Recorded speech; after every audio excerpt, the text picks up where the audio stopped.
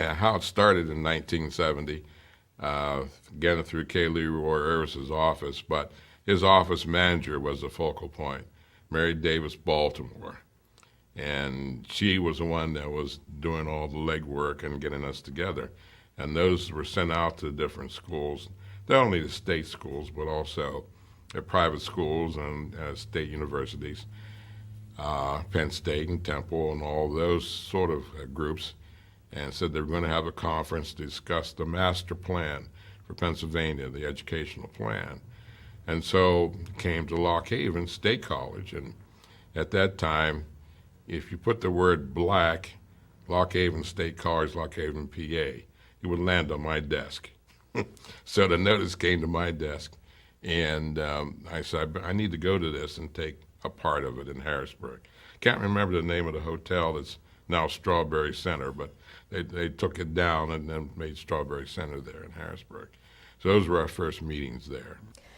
The late John Shropshire, who at the time that I came to Clarion in '95 was the director of admission or the director of enrollment management and serving as the president of BCOHE, called my office and said to me, I'm going to a meeting, you're going with me. I made the one-day trip to Pitt, to the University of Pittsburgh, to a mini conference. And I have not missed a meeting since then. Well, one of the things that probably, as you know, if you looked at the history, K. Leroy Irvis, the only brother to serve as Speaker of the House in the Commonwealth of Pennsylvania, was really one of the founders of this organization. He and Mary Baltimore. And in the old days, it was critical, it was very, very important. We had to depend upon a lot of others to get us really involved. In other words, we had to depend upon some external kinds of pieces to get us going. But I will say to you that what I saw was a cohort coming together, and they're saying, we will have in fact, Pennsylvania is one of the few states in the United States that has a conference on higher education for the purpose of facilitating opportunities in higher ed for African Americans. Now, that doesn't mean that we close any doors on anyone. In fact, we open our doors to everyone and anyone who wants to interchange and exchange with us. But I would say to you, in the quote-unquote olden days, it was very, very important that blacks had an opportunity to come together, to unite, to fight, as it were, should that be a necessity. But more importantly, or as important, was, as I said earlier, for those brothers and sisters to have an opportunity to talk with each other about the direction in which blacks in higher ed should and could go. Well, actually, a friend of mine got me involved. He was a prior member to the Black Conference on Higher Education before I got into higher education. And he encouraged me to come to one of the meetings in Pittsburgh. And I told him I certainly would like to see it, but I'm not sure if I'm going to join. But as soon as I came down to that meeting, I certainly wanted to be a part of that organization, only because I follow a lot of people who were trying to be leaders and change things. And that was something that fit my personality. And also, they were also fighters. And then I found out that I wasn't alone, that there were issues that they were having, that I was having, and therefore the network started to begin. I guess I'll go back to Charlotte Stewart again. I think she invited me to my first meeting in the Central Region, and it was in her home, and it was a small group of people who were working in the association, and they just seemed to enjoy what they were doing, and she said, come along and find out what's going on. And I guess I came to my first conference, and I've been here ever since, because there have been jobs to do, and people have tapped me on the shoulder and said, I think you can do this, or why don't you do this? And you just pick up and you keep on going. I got involved as a student leader on my campus, and one of the obvious interests of BCOHE was to create greater access and opportunity for minority students in higher education. And being a student leader at that time involved with our Black Student Union and president of the Black Student Union at that point in time, was that I think the organization was interested in hearing voices and hearing the opinions directly of the students who were being impacted on some of the conversations that were being held during that period of time.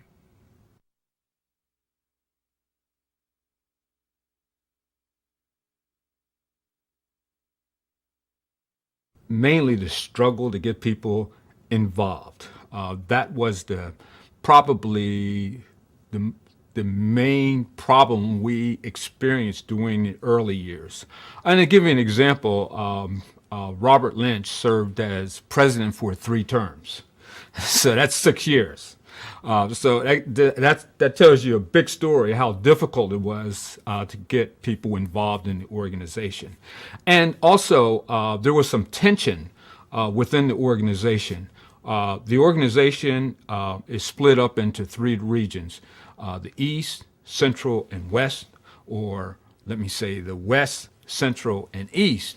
And for some number of years, there was some tension between the East and the West. Everybody liked folks in the Central. I don't know why, but that's the way it happened.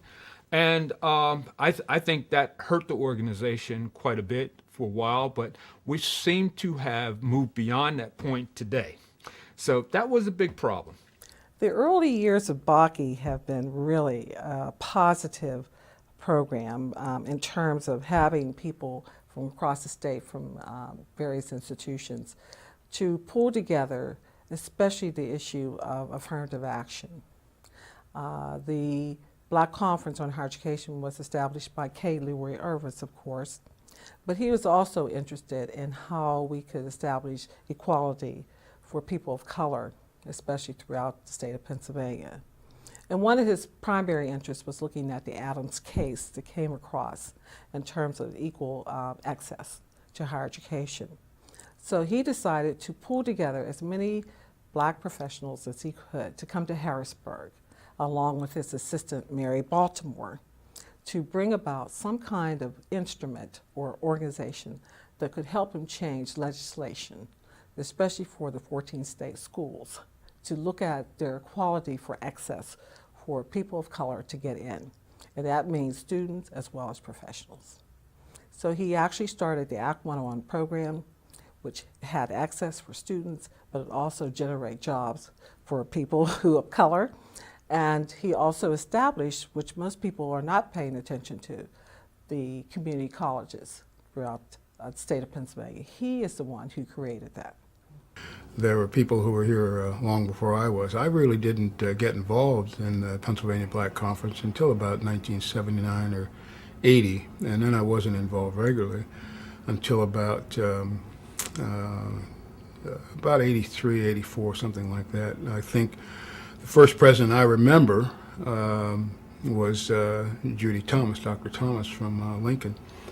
I have an extensive involvement with the conference, but it's only been since that period of time. And of course, the conference is 37 years old. The early years, I think, were like, in my experience, like most organizations that are still sort of in that storming and forming period. That we're still trying to figure out processes. We were trying to get things done that would be long-lasting.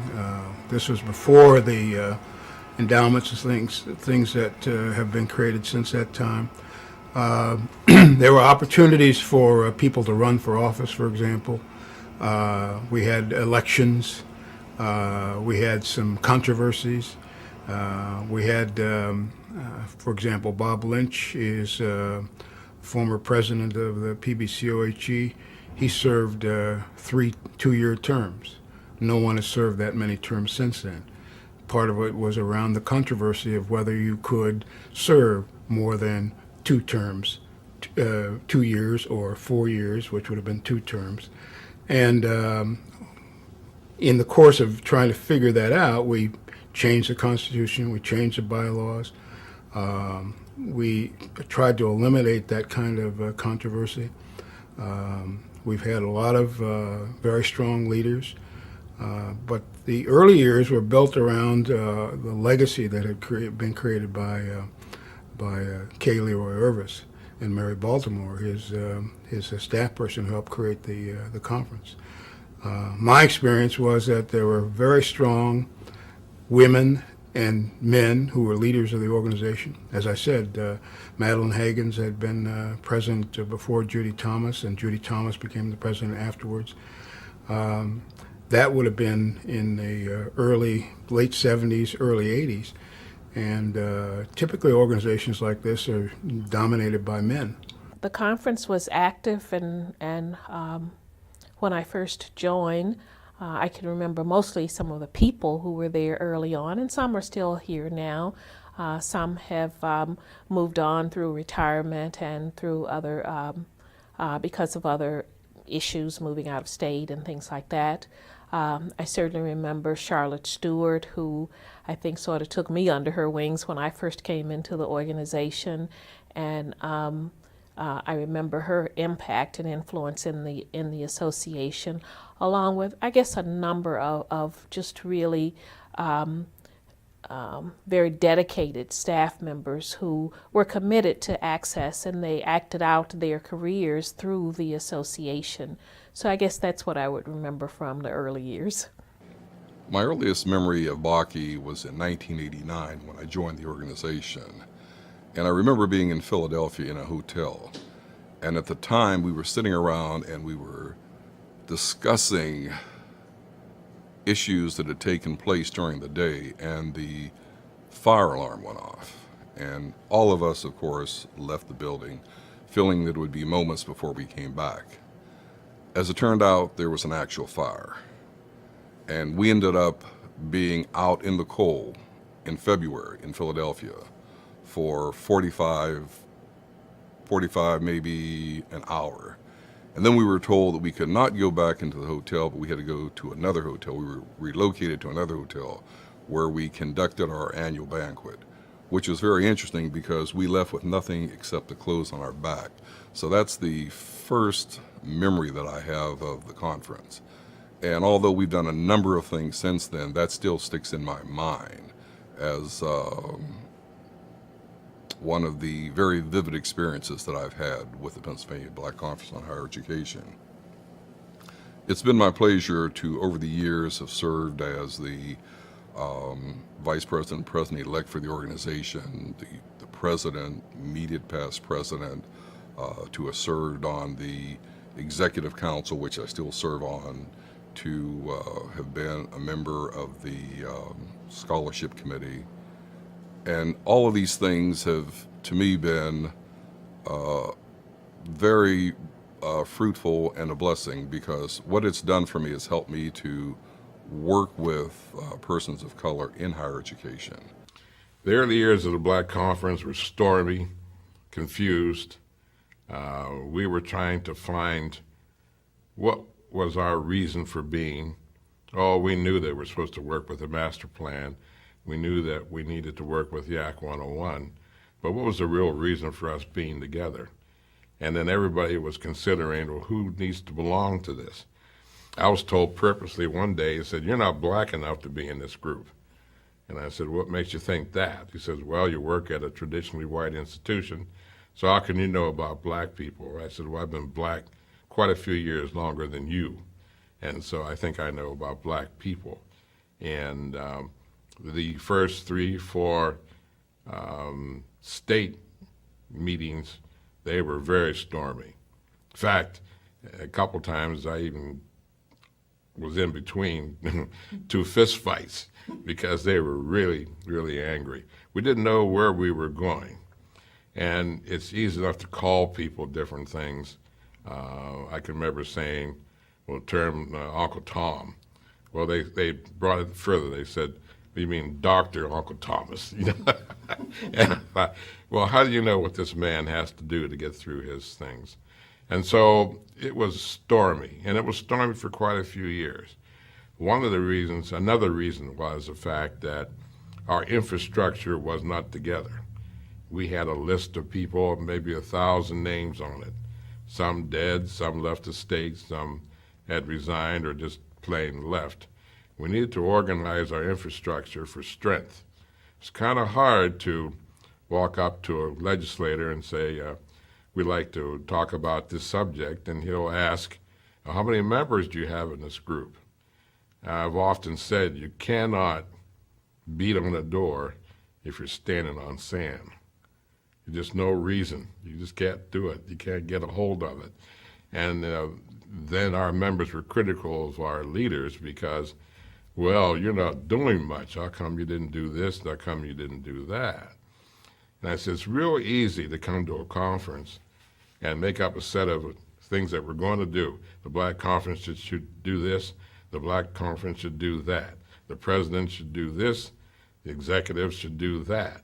And then everybody leaves at the end of the conference, and everybody's standing there with a piece of paper in your hand that you're supposed to do, and there's no way you can do this and still work a full-time job and try to make a living for yourself and trying to do things. So critical of our leaders. So it was rough. Well, the early years, when you first start to attend an organization like this, it takes a while to understand how the organization functions and the purpose of the organization. And so for me, I think that probably the impression I got was that it was a pretty close-knit group.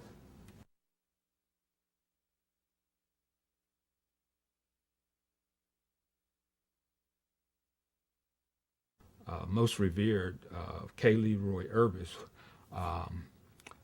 has been, up to his death and even after his death, a significant figure in the state of Pennsylvania. It is because of his wisdom we have this organization today, and not only this organization. There was a crisis in Pennsylvania to the extent that Pennsylvania was in the process of being sued for operating dual system of higher education, like Cheney and Lincoln for black folk, and then all the other institutions for white folks or folk. And so it was because of K. Roy Irvis's effort, along with his assistant, Mary Baltimore, in 1971, they brought a gathering of black people together to deal with these issues. And out of that came the formation of the Pennsylvania Black Conference on Higher Education. Also, it was because of their efforts, we have Act 101 today in Pennsylvania, which is a special support program for educationally and economically disadvantaged program, which is a program I've worked in since 1977. Oh, he was a wonderful gentleman. He was a wonderful gentleman. I dined and I had conversations with him, and he had a vision that very few political leaders ever had. And his vision was that the best way to invest in the people is to invest in the youth of the people. He always talked about the fact that if you educate a man or a woman, you have educated a whole nation. And it was out of that he established the Pennsylvania Black Conference on Higher Education. He called educators all together and said, you guys you've got to do something about it.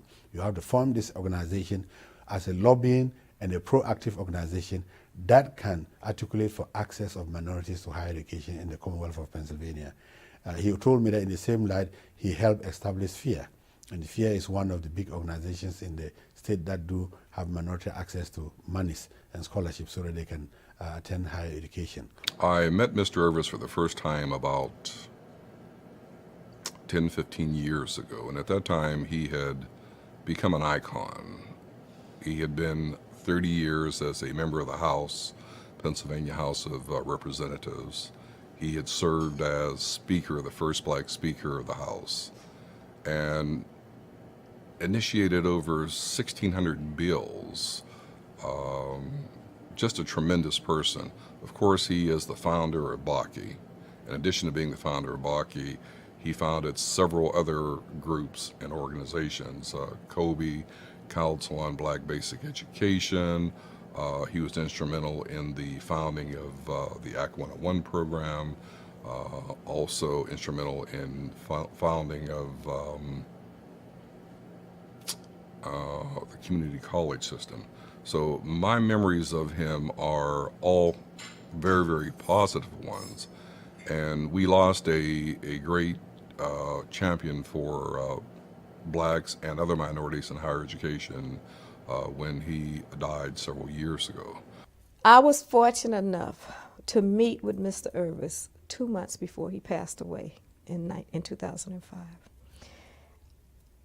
The history that I have of him, the readings that I have read about him, meeting him personally, he was a dynamic person.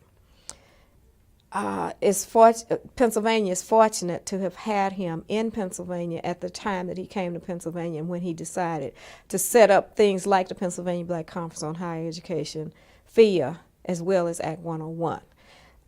These programs continue now. We are in Pennsylvania Black Conference on Higher Education in its 38th year.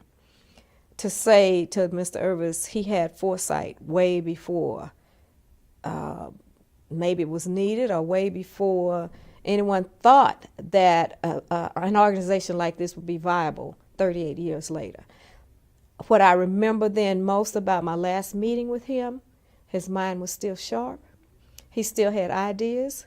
He still was talking about some of the things that we still need to do, and they're all very true.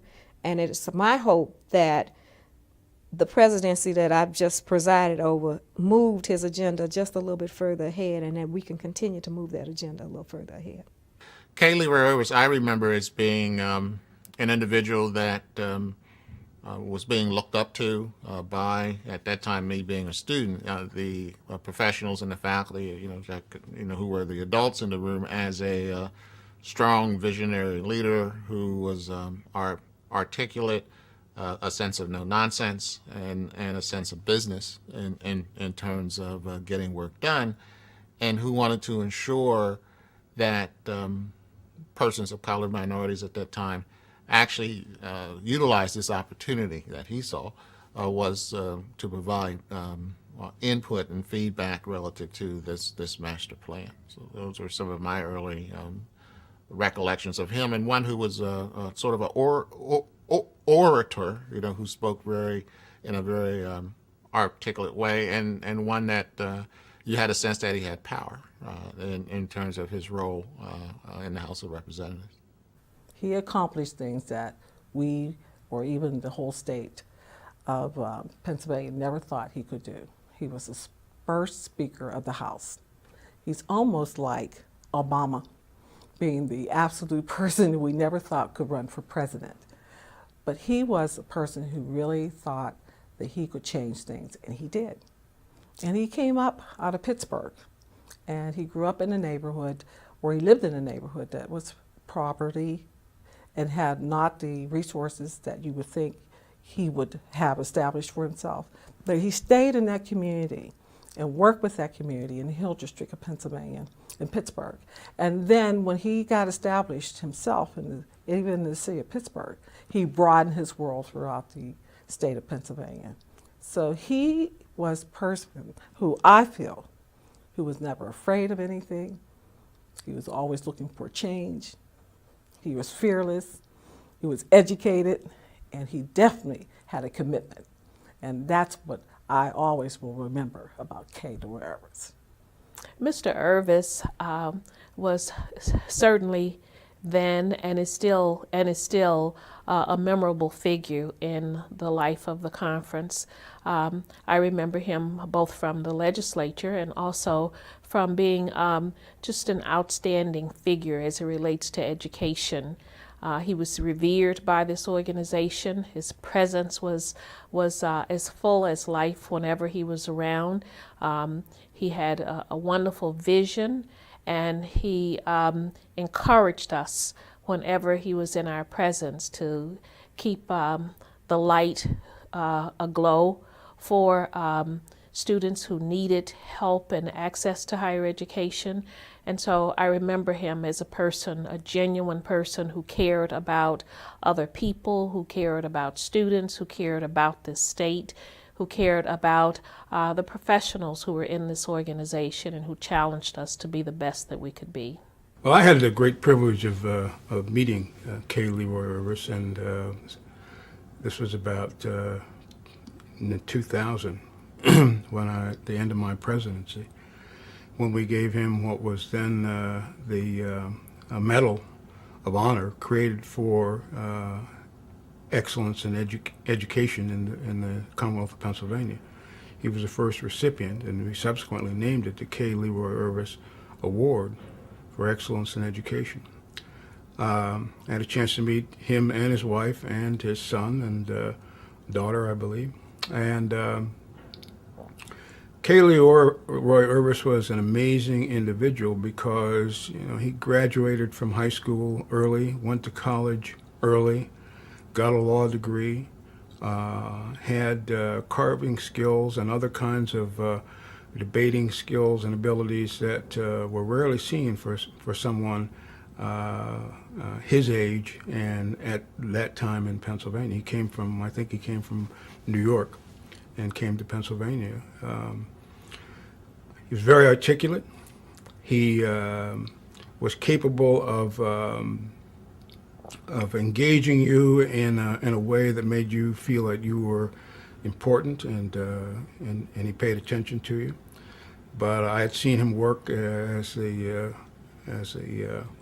in the House of Representatives, and his political skills perhaps were as great as anyone I've ever seen. And you know, I've been around a lot of politicians working at Penn State, as you might expect. He was committed to the community. He had a way about him of encouraging everyone.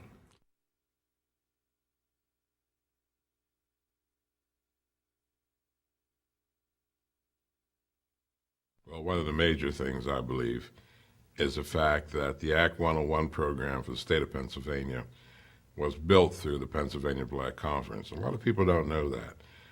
They see Act 101, they think it's purely a state situation. Also, we had input into the Pennsylvania Master Plan of Education. This is one of the reasons why the Black Conference got started, simply because somebody needed to look after that, and through K. Leroy Irvis's office, we were brought together to discuss that. Other things the Black Conference I think has been really good for is the Student Leadership Development Institute, which I believe has a lot of important things for Black students and Latino students in the Commonwealth for the last 20 years. I think that's very important. I think our journal for professionals has been another important factor, except that we have not seen it on a consistent basis, but it's an important factor. One of the things I think we have to think about is the fact that it's still alive in 36 years. As far as I know, this kind of an organization doesn't exist across the United States. Now, it's different than the NAACP. It has a different mission, it has a different purpose. And so, therefore, I think just being alive is an important factor for Pennsylvania. And of course, if you want to look at it, it could go further than that, because during my term as president, I was getting inquiries from different states. And in fact, people did come from different states to the Student Leadership Institute. So we're in the process of being, I think, well known for that factor. I would say one big accomplishment was the establishment of the Robert Lynch Student Leadership Development Institute, which is now in its 19th year. Another accomplishment is the establishment of the IEML, an institute for professional development for staff. It has produced a number of important papers and comments on issues in education that have been delivered to the legislature and to the Department of Education, impressing upon the leadership of the state the need to take a serious look at access for students in higher education. The conference has been instrumental in supporting a large number of professionals in their professional development and careers. I think it has been very instrumental in promoting access in the state for students of color. One of our major accomplishments is providing scholarships to young people who are matriculating through college in Pennsylvania. Now, I have to tell you that this morning we approved that we would be giving scholarships to high school students in the region in which we meet at our annual conference. Therefore, in 2009, we will be giving 3 high school scholarships in the Harrisburg area. The other thing that we're very proud of, and one of the accomplishments, is that we offer leadership training for young people in college, and we also offer professional development for those professionals involved in the Pennsylvania Black Conference on Higher Education. During its 41-year history, PBCOHE has served as a vehicle and a voice for persons of color in higher education in Pennsylvania. One of the things that we have done, which has been very impressive, is we started as an organization that could carry around all of its assets in a shoebox. As a matter of fact, that's what we did. And we've moved from there to an organization now that has a 6-figure budget. And it's important to keep in mind that we're a strictly voluntary organization. And the people that are here serve because they're interested in persons of color and those individuals moving on in higher education. We have people that have started off as students in PBCOHE and moved from there to become officers in PBCOHE. We give each year $13,000 scholarships to students in the state system of higher education. We have moved from an organization that had an annual conference, which we still do once a year, which provides a forum for persons of color and also provides a way for us to make funds or have funding. We moved from that to also an organization that has a Student Leadership Development Institute. That Student Leadership Development Institute helps prepare our students to move on, matriculate through the system, and be successful. We also have the Institute for Educational Management and Leadership, which prepares those individuals that are seeking to become administrators. One of the things that I'm very, very proud of is the Richard E. Arnold think tank, and that is the first African-American think tank in the state of Pennsylvania. So these are just some of the things that we have done as a group, which I think sets us apart from the average ordinary group that has come to personify higher education. We've made it more inclusive. We have expanded student participation. We have expanded faculty and staff participation. We are now involved in elementary schools and middle schools, reaching out to them, because we know that long after we have left the table, it's the young ones who will take charge of this organization. The major accomplishment, in my opinion, is their advocacy role for African Americans who are in higher ed and who have nowhere else to go. When they observe that perhaps they're not being promoted or perhaps they're not getting a job because they happen to have come into this world with this beautiful black skin. So that's the number one accomplishment. The second accomplishment, the opportunity for the group to come together and basically lift one another spiritually, academically, and socially. That's very important because often I am on a campus presently, although I spent the first few years of my life being on a campus where my husband and I were the only 2 black faculty members. And so it's really important that these faculty members have an opportunity to interface with other African Americans who are experiencing the same kinds of experiences. Many of them are very good. Because if we do it right, we can excite these young men who are at these predominantly white colleges and universities to carry on in the tradition of our ancestors. For those who are from the 2 HBCUs in the Commonwealth of Pennsylvania, it's exciting.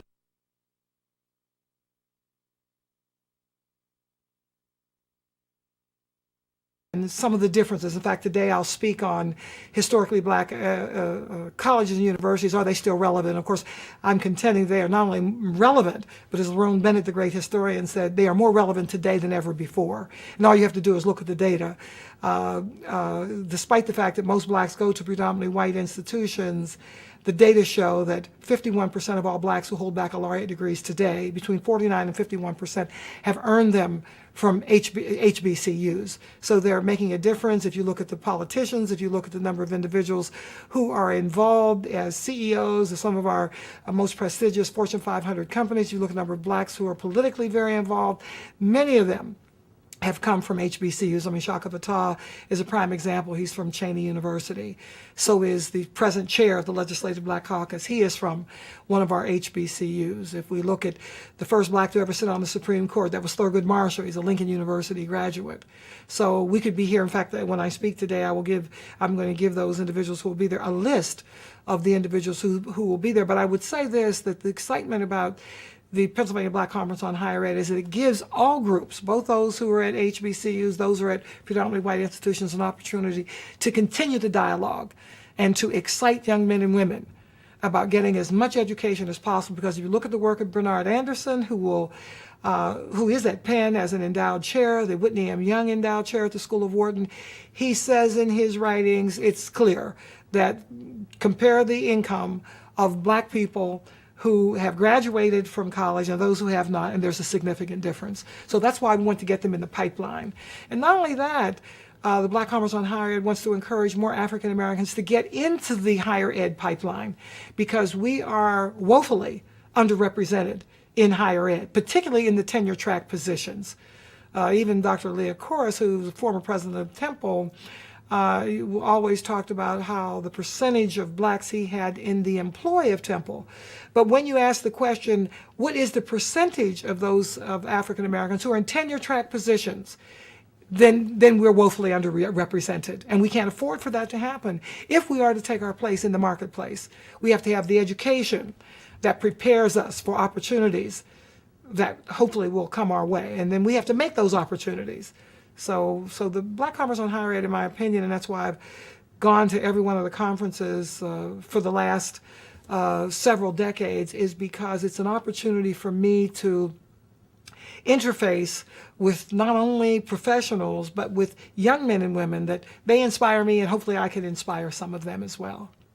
It's the mere fact that we existed for 38 years.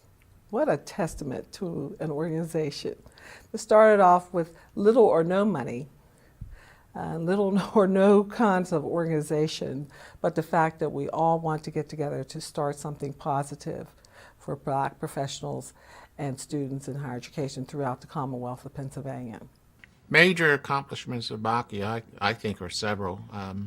In regard to providing a forum for developing strategies to provide access, particularly for students of color and professionals and faculty within higher education.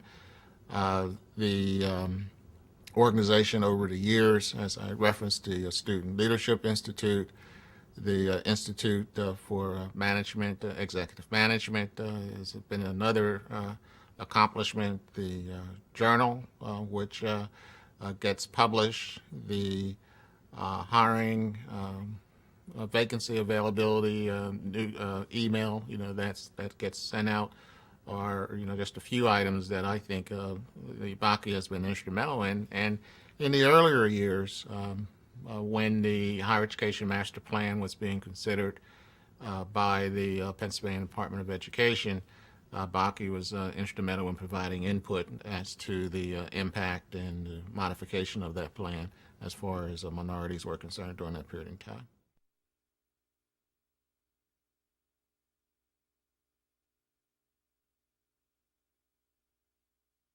I don't know if I can give them much more advice than what I see right now, because I am very proud of the level of commitment and the number of people who are involved. We seem like the organization seems like it's a magnet to draw people to this organization, not like it was during the dark years when people come and say, what can this organization do for me, instead of what can I do for the organization. So I think that's one of the hallmarks right now, the fact that there are so many young folks. And what's really nice is that, I send students to this conference every single year. I think I have 8 students running around here right now. And what's nice about it is that when they graduate, and some of them will, end up with careers in higher education, end up, right back involved with the Pennsylvania Black Conference on Higher Education, and many of them have evolved into leadership positions. We even have people who are working in the private sector who have remained committed to the Pennsylvania Black Conference and are are still involved today. So I think that's very, very paramount. When you join this organization, the first or second meeting, you might wonder what is going on. But you need to be in it for quite a while, devote more time and energy. It's just like in computer technology, they talk about garbage in, garbage out. You get more depending on what you invest in the Pennsylvania Black Conference on Higher Education. The networking, the conferences that we have, professional conferences that we organize, the research papers that people, faculty and staff present, all of those are very inspiring. We also have a journal, and that's one of the accomplishments of the organization, having an academic journal for us to publish our works, to leave it, as archival material for children yet unborn is quite wonderful. And those are the opportunities that exist for our members of the organization. An organization like the Pennsylvania Black Conference on Higher Education requires a commitment from individuals. You have to step up individually in order to do and contribute what you can individually. And hopefully that individual contribution, when combined with other individual contributions, will help sustain the organization. And there's been a core group of people, some of whom will be part of this recording of the history of the organization, and others who have been around or who have passed on that you may not have an opportunity to interview. Richard Arnold, John Shropshire, Madeline Hagens, and some others. But it required those individuals to stay engaged with the organization, even in times when it would have been easier to walk away, when there was some infighting and some issues that might have driven people apart. There were people who said, we're going to fight through that, stay together, and keep this organization in place. And if there's a legacy that can be passed on to the new members of the organization, it's just that. You have to work through your individual differences, make a personal commitment, and keep that personal commitment to engage in the organization, because the organization is bigger than the individual. For new members, what I would say is to get involved. Don't sit around and wait. I can recall that when I was asked to run for president or to sit for the office of president, to let my name go in nomination, my answer was at the time, there's been somebody else here longer than me that would be more interested or that would have more experience, and what I was told is, no, it's your time. It's always our time to get involved. New members need to get involved immediately. Don't wait. Don't sit around and wait because it may be too late. Get involved. I would say to remember those individuals that came before you, because those are the people whose shoulders that you're standing on. I would say that we need to keep in mind for those new members coming in that membership in BCOHE is a privilege. It's not a right. It's something that you have to work for each and every day. When you're back on your campus, you need to make sure that you are working to personify all of the standards, the high standards of BCOHE. We sometimes get caught up in what we're doing in the day-to-day operations on our campuses because most of us come from predominantly white institutions. But it's important, and I know that we know this, to keep in mind that we don't represent ourselves on our campuses. We represent our race. And that's something that I can't overemphasize. And those of you that are hearing this realize that. So when you think about what is really important for us as BCOHE members is to remember that this organization exists for you. And to be a member is a privilege. It's not a right. It's not an entitlement. And if we keep that in mind, we as an organization will continue to flourish. Well, what I would say is to be real, to care. Don't just come here to profile and style, to look good, but rather come with meaning and then extract meaning from every facet of the group. Extract meaning from these young people, extract meaning from the various workshops and seminars, extract meaning from what we hear from some of the keynote speakers in the legislative forum and the presidential panel. Because if we take that wisdom with us, when we go back to our colleges and universities, we will enhance ourselves, clearly, but more importantly, we will enhance the institution that we represent. I think that today we have survived, and as far as we know, we're the only organization in the country who has survived for 37 years with this mission developed by this past speaker, first Speaker of the House in Pennsylvania. And I would just like us to expand our objectives or include in our goals areas of science and technology, and encouraging our students to go into science and technology, and to even probably bring in some either vendors or exhibitors that shows advances in the state of the arts of science and technology. The other is, for me, is internationalism. I would like to try to internationalize the organization. We have made strides in terms of establishing an international scholarship, and also with the 2 trips to Ghana, but we could do more. And I would like to see us do more. This organization has something for you. And to understand that if you're involved, if you're committed, and you understand the mission, then you will go places. And that's something you have to understand, how important an organization like this should ever stay for us forever, because it is an organization that makes people understand that I have a chance, I have an opportunity, and I can make it.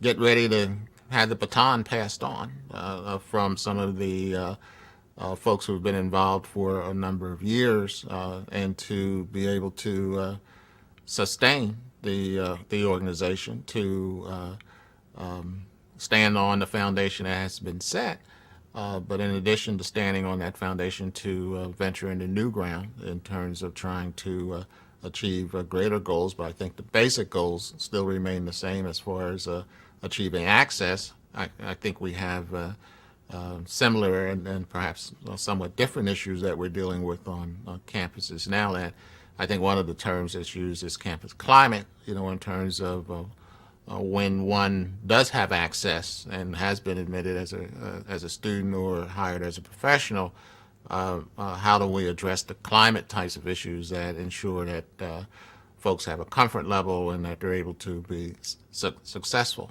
within the environment that they're in terms of that. And I think there's issues that we have to continue to be vigilant on ensuring that those climates are of a nature where students of color and professionals of color and faculty of color can be successful where they are, particularly in predominantly white institutions.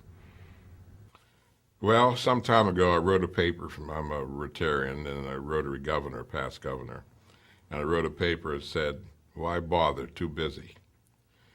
And that was for Rotarians to get involved in the community service clubs. But it fits with the Black Conference. New members coming in need to come in and take an active part on the committees and the different projects that the Black Conference has. I've often said that you cannot embrace that which you do not understand. And the only way to understand a group is to get into it, to work with it.